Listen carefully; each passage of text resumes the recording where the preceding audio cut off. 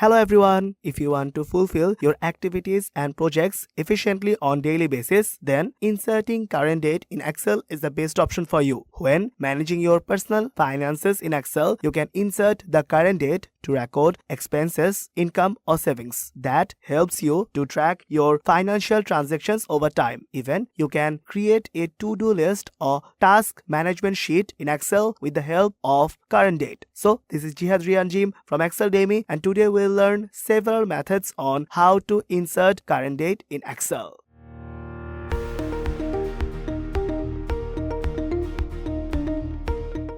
Before going into the methods, let's talk about the dataset a bit. Here we have the order number, the name of the products, their price and their order date in column B, C, D and E. Our target is to insert the current date here in the column E. So for this tutorial, we'll be using Microsoft Excel 365. So without any further discussion, let's get started.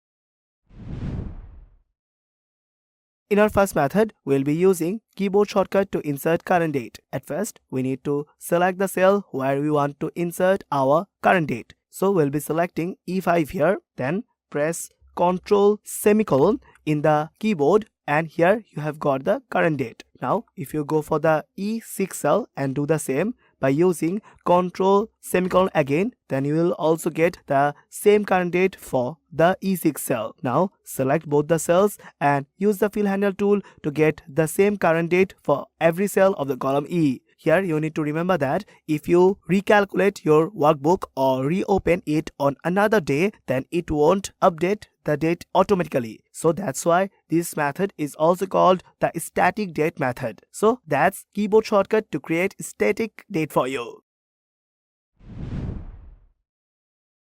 We can also apply now function to insert current date here. We'll be going for the E5 cell and insert the now function. The now function returns the current date and time formatted as time and date. So we'll close the parenthesis and use the enter button to get the current date here. Now use the fill handle tool to get the same result for every cell of the column E. So that's now function for you.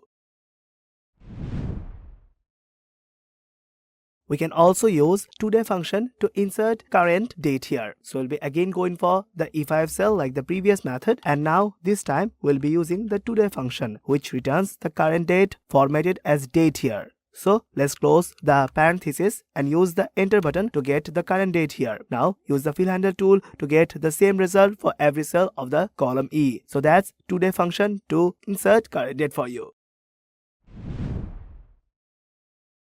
Suppose you already know the overdue days or remaining days, but you want to determine the exact delivery date quickly, then you need to add or subtract days from the current date. Here in column E, we have added a new column called days. The positive values are showing the remaining days from delivery date, and the negative values are showing overdue days since the delivery date had passed.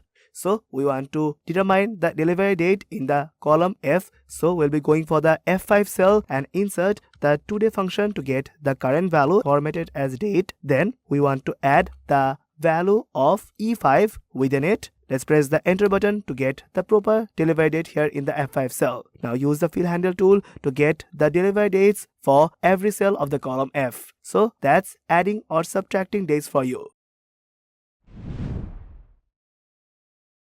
Suppose you have the starting dates of your project and you want to calculate since today how many months or years have been passed since the starting of the project. In column E, we'll be calculating months till current date from the starting date, and in column F, we have the years till current date. Let's go for the E5 cell and insert the dated if function. Dated if function is a built-in Excel function that calculates the difference between two dates in various units including years, months and days. Here at first we'll be selecting the cell reference of D5, the starting date, and it will be going for the difference between today. So write down today function which calculates the today's value formatted as date. Now we will get the difference in between the D5 cell and the today's date. We want to get the output here. The output will be shown here as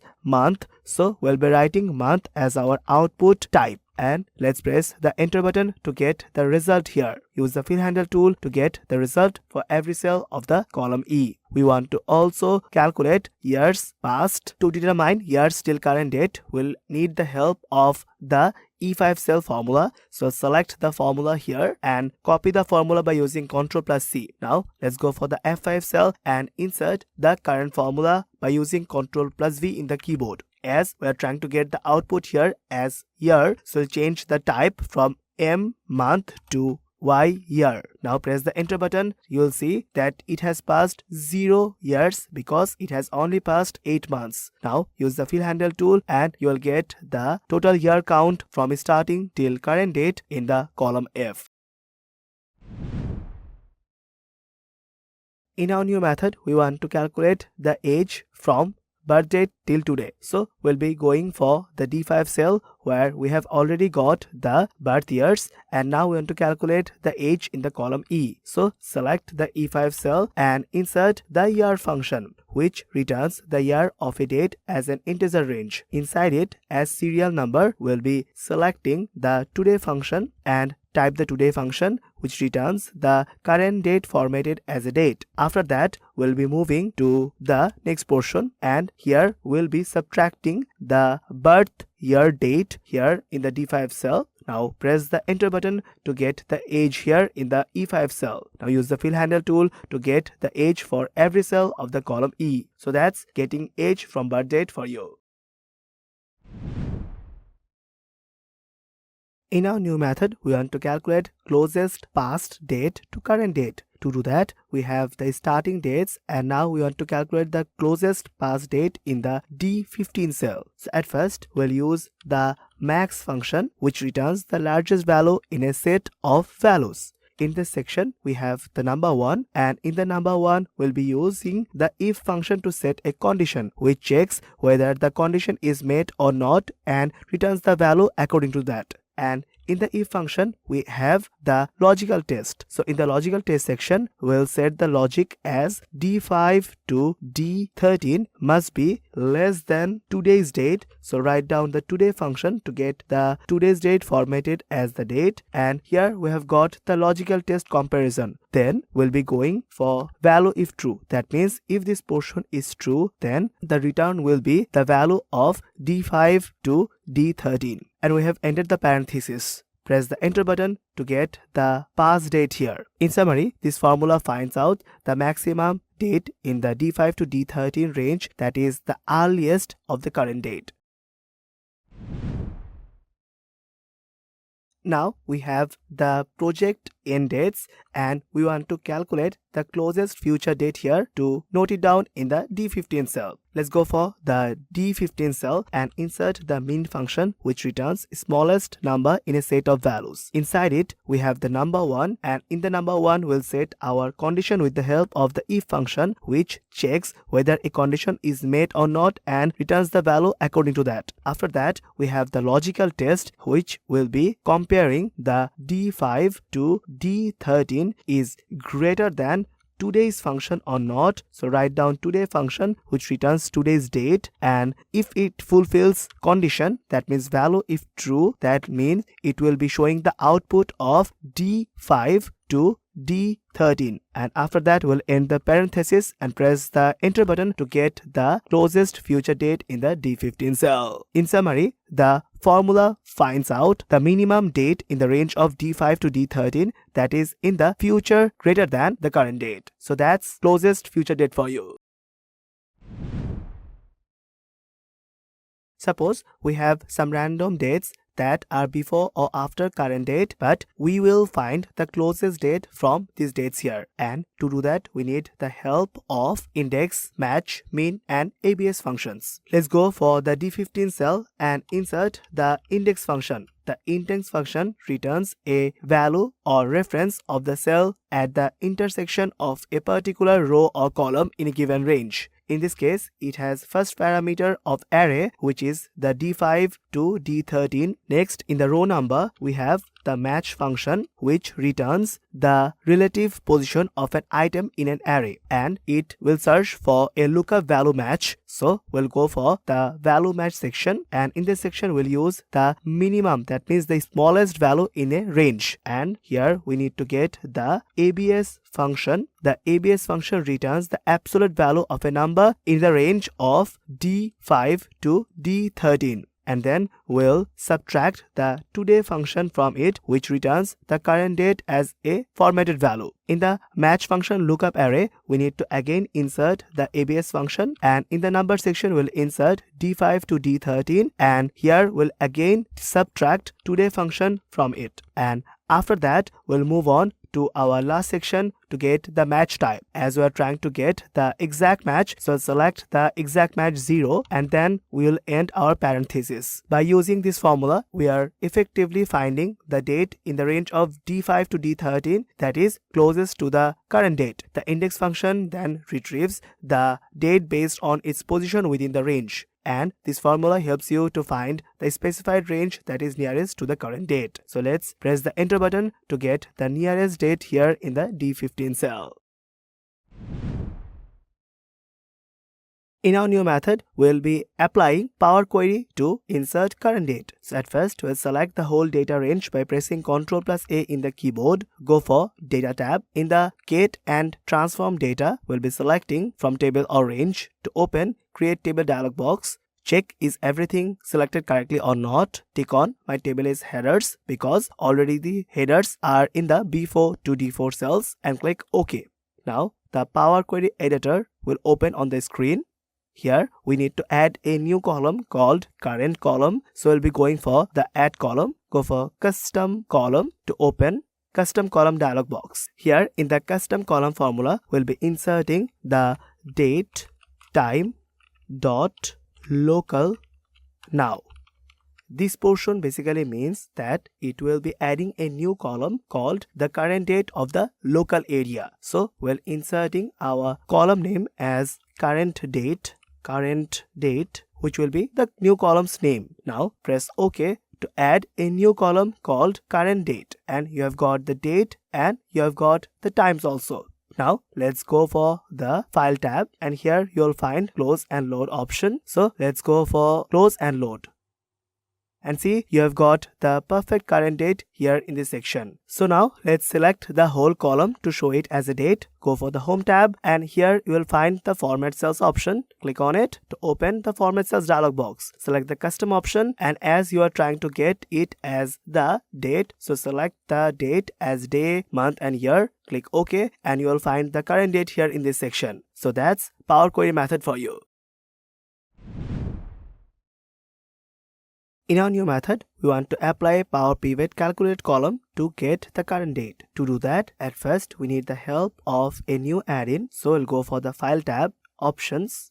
To open Excel options, go for Add-ins, and here you'll find the Manage option, where you'll go for COM Add-ins. Click on Go. To open COM in dialog box, select Microsoft Power Pivot for Excel. Click OK. At first, let's select the data range by pressing Ctrl plus A in the keyboard. Now, let's go for the Insert tab, and in the tables, go for the table or press Ctrl plus T to open the Create Table dialog box. Click on OK to create the table. And after that, we'll use the Power Pivot. Go for the tables to go for Add to Data Model. To open the new Power Pivot for Excel, insert current date dialog box. Here in this section, we'll go for Add Column, and now in the formula bar, we'll insert the formula we want to get. As we are trying to get the current date, so we'll be writing the today function here, and then press the enter button. Now you have added the new column, but if you want to rename it, then right click on it, go for the rename column, and here you will go for current date. Press the enter button to get the current date here. So that's how you can easily use Power Pivot for Excel for creating current date here.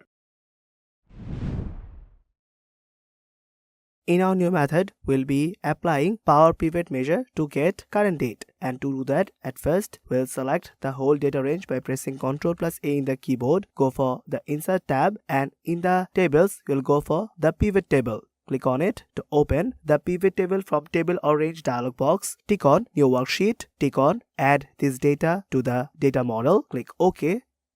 And now you'll find the new worksheet here. Now to show the values, at first you need to go for the project name, and the project name will be here in the rows. So select it and then take it to the rows. After that you will again go for the budget, and the budget will be going for the sum. So we'll be going for the values here in this section. Now you have got the start date, it will be also going for the rows. So you have inserted how you want to show it on the screen. So now you have got the perfect table here. Now let's go for the range, then right click on it, go for add measure to open the measure dialog box. Here in the measure we have got the range. The measure name will be current date, so we'll be writing current date here. Next we have got the formula portion where we want to insert the formula, and the formula will be today function here, which basically calculates today's current date. And in this section we'll be going for the category. The category will be date, and you need to also choose the format here. So you need to go for the format.